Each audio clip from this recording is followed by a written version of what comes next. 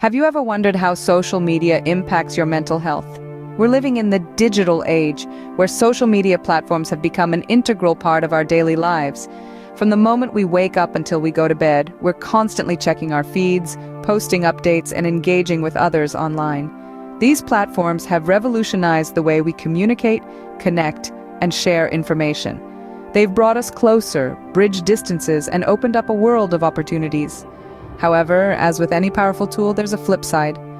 Amidst the sea of selfies, hashtags, and viral challenges, there's a growing concern about the potential impact of social media on our mental health. From feelings of inadequacy triggered by the constant comparison, to the anxiety of maintaining a perfect online image or the isolation resulting from excessive screen time, the effects can be profound. But what does the science say about this? Let's dive into the research. Before we dive into the research, we want to take a moment to thank you for being a part of our community. We're dedicated to bringing you the most relevant and engaging content, unpacking complex topics and turning them into digestible nuggets of information. Your support motivates us to keep producing these videos, and your feedback helps us improve and grow. If you're finding our content helpful and want to stay updated with our latest videos, don't forget to hit the subscribe button below. By subscribing, you're not just supporting our channel, but you're also ensuring that you don't miss out on any of our future content. Whether it's understanding the impact of social media on mental health or exploring other fascinating topics, we've got you covered. So go on, hit that subscribe button and join our growing community. Now let's dive into the research. Research on the impact of social media on mental health is a rapidly growing field. It's a topic that's been under the microscope for some time, and the findings are both intriguing and complex. There's a plethora of studies out there, each exploring the intricate relationship between our online habits and our mental well-being. One of the most common findings is that excessive use of social media can lead to feelings of depression and anxiety. This is often linked to the amount of time we spend scrolling through feeds, comparing ourselves to others, and feeling like we're not measuring up. One study, for instance, found that individuals who spend more than 2 hours a day on social media were twice as likely to feel socially isolated. This isolation can spiral into feelings of loneliness, a potent factor contributing to mental health issues. The online world can sometimes feel like a lonely place, despite the number of connections we may have. Another striking finding is the link between social media use and low self-esteem. The constant exposure to carefully curated, idealized versions of others' lives can make us feel inadequate. We start to question why we're not living the same perfect life, leading to feelings of self-doubt and inadequacy. Yet it's not just about the time we spend online, it's also about the quality of our interactions. A study found that individuals who passively consume information without interacting or engaging with others are more likely to feel depressed or dissatisfied. These findings paint a rather bleak picture, don't they? But remember, research is continuously evolving. As we gather more data and refine our understanding, we're starting to see the nuances of this relationship. Social media is a tool, and like any tool, its impact largely depends on how we use it. It's clear that excessive social media use can have negative impacts on mental health. But what if we told you there's more to it? Stay tuned as we delve into the other side of the coin, shedding light on the potential benefits of social media for our mental well-being. While it's true that social media can harm mental health, it's not all doom and gloom. The digital landscape of social media, while often criticized for its negative impacts, can indeed be a force for good. Let's delve into the brighter side of this global phenomenon. Researchers have found that social media can be a powerful tool for connection. In a world where physical distance often separates us from our loved ones, these platforms allow us to maintain relationships, share experiences, and even make new friends from every corner of the globe.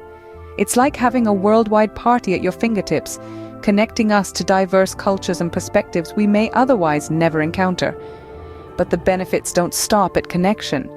Social media also provides support networks for those who may feel isolated in their struggles. From forums discussing mental health to groups dedicated to specific challenges like dealing with anxiety or grief, these virtual communities offer solace to those who may feel alone in their battles.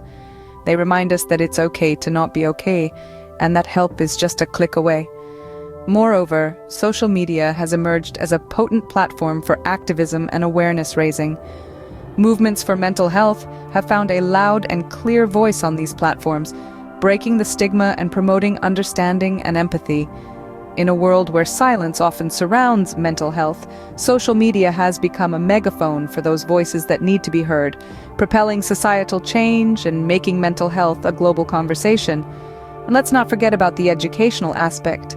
Social media can be a treasure trove of knowledge, providing access to expert advice, the latest research, and inspirational stories that can help us navigate our mental health journeys. So yes, while social media can cast a shadow, it can also shine a light. It can connect, support, educate, and inspire. It can be a beacon of hope in a world often shrouded in silence and stigma. So, social media isn't inherently bad. It's how we use it that matters. Now that we understand the potential risks and benefits, how can we use social media in a healthier way? Let's dive right into it. The first step is to become a conscious user. This means being aware of how much time we're spending on these platforms. Most social media apps now come with built-in features that allow you to check the time you've spent on them. If you find that you're spending more hours than you'd like, consider setting time limits. This can be as simple as deciding to only use social media for an hour each day, or using app-specific settings to limit usage. Next, curate your feeds. Remember, you have control over what you see on your social media. If certain accounts or content types cause you stress or anxiety, it's perfectly okay to unfollow, mute, or block them. Instead, follow accounts that inspire you, make you happy, or provide you with valuable information. This way, you're using social media to uplift your mood, not bring it down. Don't forget to take regular breaks. Just as you would take a break from work or studying, it's important to take a break from social media too. This can be a short break every few hours, a day-long break each week, or even a week-long break every few months. During these breaks, engage in activities you enjoy or spend time with loved ones. This will not only help you disconnect, but also remind you that there's a world beyond the screens. Another tip is to avoid using social media late at night or first thing in the morning. This is because the blue light emitted by screens can interfere with your sleep, and starting your day with social media can set a negative tone for the rest of the day. Instead, try reading a book or practicing mindfulness before bed, and starting your day with a healthy breakfast or a morning workout. It's also important to remember that social media is a highlight reel. It's easy to compare our lives with the picture-perfect moments we see on social media. But remember that people often only share their best moments and not their struggles. So don't let social media distort your perception of reality or your self-esteem. Lastly, if you find that your social media use is causing significant distress or interfering with your daily life, it may be time to seek professional help. A mental health professional can provide you with strategies to manage your social media use and address any underlying issues that may be contributing to problematic use. In conclusion, social media is a tool, and like any tool, it's all about how you use it. By becoming a conscious user, curating your feeds, taking regular breaks, and seeking help when needed, you can ensure that your social media use supports your mental health rather than hindering it. Remember, it's not about quitting social media, it's about using it in a way that supports your mental health. Let's recap what we've learned about social media and mental health. We've journeyed together through a rich landscape of research, understanding, and practical tips, all aimed at helping us navigate the intricate web of social media use and mental health. In the beginning, we posed the question, what is the impact of social media on mental health? We discovered that the answer is multifaceted. Studies suggest that excessive use of social media can potentially harm mental health, leading to feelings of anxiety, depression, and loneliness.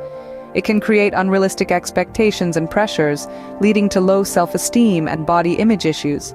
This is especially true for young people who are still developing their sense of self. Yet on the flip side, we learned that social media also has its benefits. It can be a platform for self-expression, connection, and support. It can provide a sense of belonging, especially for those who feel marginalized in their offline lives. It's a tool that, when used mindfully, can contribute to our well-being in a positive way. The key, as we've learned, is balance and mindful usage. It's about setting boundaries, taking regular breaks, and not letting social media dictate our self-worth or happiness. It's about being aware of how much time we're spending online and ensuring that it doesn't detract from our real-world experiences and relationships.